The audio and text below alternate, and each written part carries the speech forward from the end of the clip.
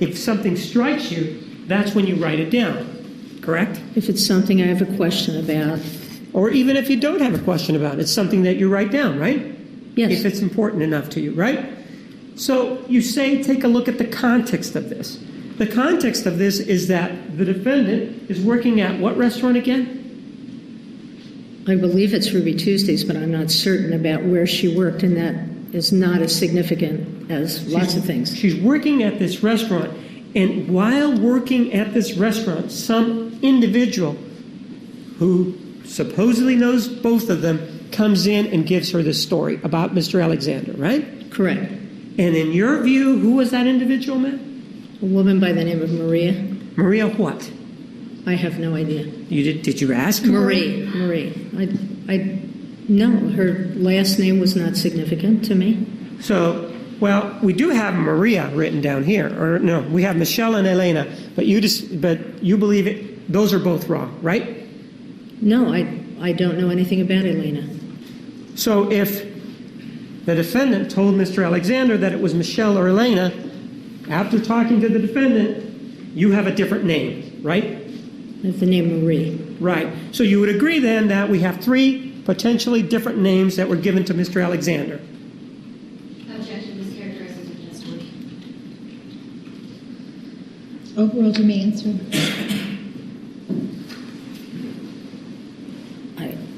I don't think Marie was given to him because I think he said Michelle here. Well, but I don't know. Well, but if the name was Marie was given, then it is true then that the name Michelle, if that's the name that she gave Mr. Alexander, which indicates that she did, that would be a lie, correct?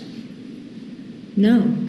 Oh, so It could Marie, I'm not sure what you're saying. didn't you just say to me earlier, oh, well, Mr. Alexander could have made a mistake, right? I said he could have. Right. So the mistake, if there is one, according to you, it was Mr. Alexander's. It wasn't the defendant's, right?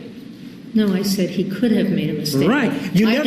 I don't know if her name was Maria or Marie or Michelle, but the name of somebody is not nearly as important to me as the rest of it. I don't know why that name is so important to you, frankly. Ma'am, would you admonish the witness about responses like that? About what may be... Please answer the question. Don't volunteer information. You may continue. Ma'am, my question to you is not about the names. It's just illustrative. My question to you is, isn't it true that just relying on the written word is a situation, as you've illustrated, that could create mistakes, right? If you only rely on one written word. Even if you rely on 200 different items, isn't it true that mistakes can be made in the writing, correct? Yes. And you just illustrated it for us right here when you told us, well, this could be a mistake. And why did you choose to place the blame or the mistake on Mr. Alexander rather than on the defendant? Why did you choose to do it that way? Why did you choose to make him the person that made the mistake? I didn't choose to make him. I said it could have been. I didn't focus on this as some key issue, the name of the person that I needed to focus on, Mr. Martinez. My question to you is, why didn't you say that it could have been the defendant that gave him a lie, gave him the wrong name? Objection, mischaracterizes your testimony.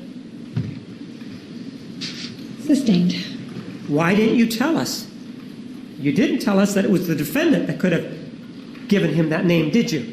Same objection, Judge. Same question. Overruled. You may answer yes or no. I could say that to you now if you like. Ma'am, Judge, she's just not being responsive. If you could please admonish her. Overruled. Ask another question. Ma'am, it appears just from that exchange that you have a bias here, don't you? You have a bias in favor of the defendant and against Mr. Alexander just by this minor example, don't you? No, I don't. You immediately, your fallback position here wasn't the defendant lied, your fallback position was Mr. Alexander made a mistake, could have made a mistake, right? My decision is not based on this I am Mr. Martinez. You mischaracterize what I say, and I'm going to repeat what I say. Did I mischaracterize your statement when you said that that Mr. Alexander could have made a mistake? Did I mischaracterize? I did say that. Yes, I did. And, ma'am, you're familiar with, at least in your reading, with somebody by the name of Matthew McCarthy, right? Yes, I am. And you're familiar how it was that the defendant found out that Mr. McCartney may be involved with another individual, right? I don't know how she found out, but I do know that she found out. Are you familiar with somebody by the name of Bianca in this story? Yes. In terms of Bianca, do you know how it was that the defendant came to know about Bianca and what she did in response to that? I don't know how she found out about Bianca, but I know that what she did in response to that.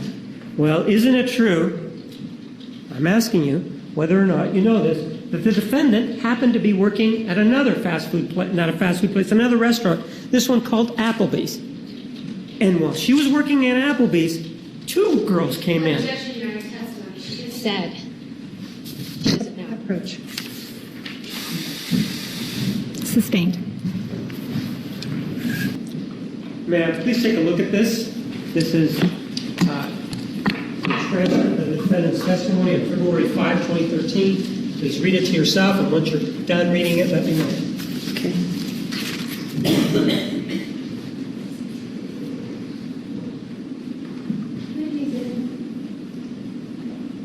Ma'am, what's the exhibit on there? 600?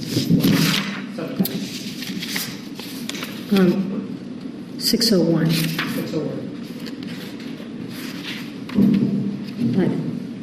I don't have the first answer. I don't Please have a read question. it. Please read it. Just please read it. Okay. If I may have it back. The defendant there does testify that she was working on Applebee's. Yes.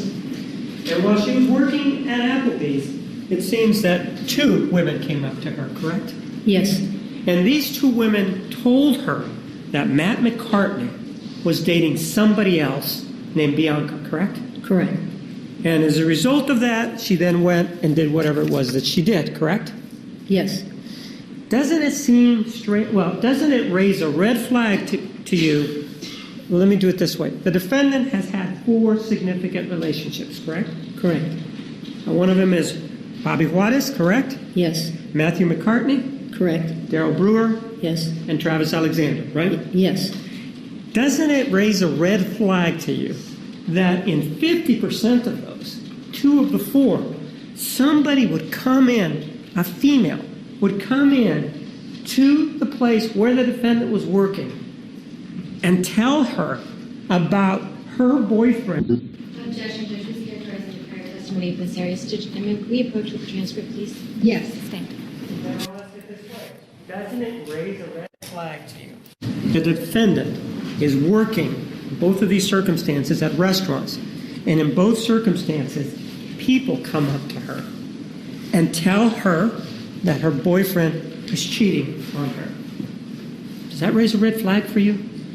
It's the first I've heard about the other. I understand this may be the first time you've heard of it, but we're talking context, right? So I'd need to think about it, and I'd need to get clarification on it.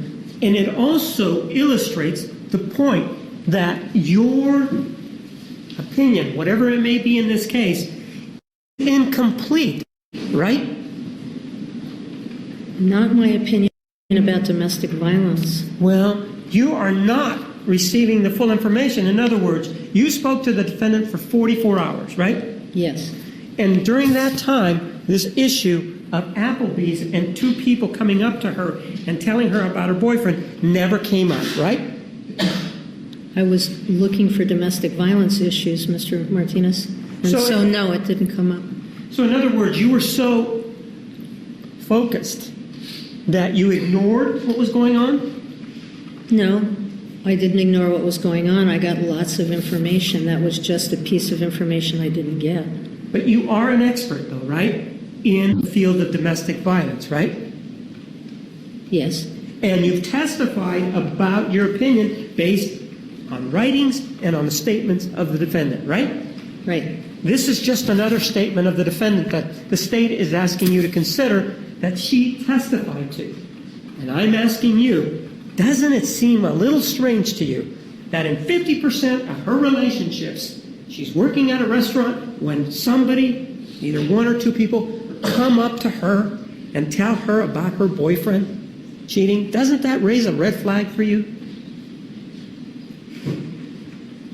I really would want to get clarification. First of all, she worked in restaurants most of the time, so that she worked in a restaurant isn't the issue. What you're asking me is, I think, is if it's strange that people would come up. Is that what you're asking me? No, I'm asking you, isn't it strange to you that the defendant is working at a restaurant in Mesa, the first one, involving Lisa Andrews? You know about that one, right? Yes, the one that's on the screen, right? It's Ruby Tuesdays. You told me about that, right? The one you're referring to on the screen. Correct. Mesa, you may not be familiar. It's a pretty big city, don't you think? Foundation knowledge. You don't know. I haven't lived in Arizona for a long time. You don't know, is what you're saying, correct? Flying in, you saw Phoenix was a pretty big place, though, right? Yes, it is. It's not like it's a very small place where everybody knows each other, right? No. And in that circumstance, somebody comes in and speaks to the defendant and tells her about Mr. Alexander. That's what she told you, right? Yes. Out of all these places where people can work, out of all these hours that people work, somebody was able to find her there and tell her this, right? This information, right? About Lisa Andrews, right? Sounds purposeful on the part of the person who told her. And there you are again interpreting what the person may have done, correct? That it was purposeful, right? That it may have been purposeful. It could also be a lie, right? That this person actually came to Miss Arias, right? It could also be a lie, right?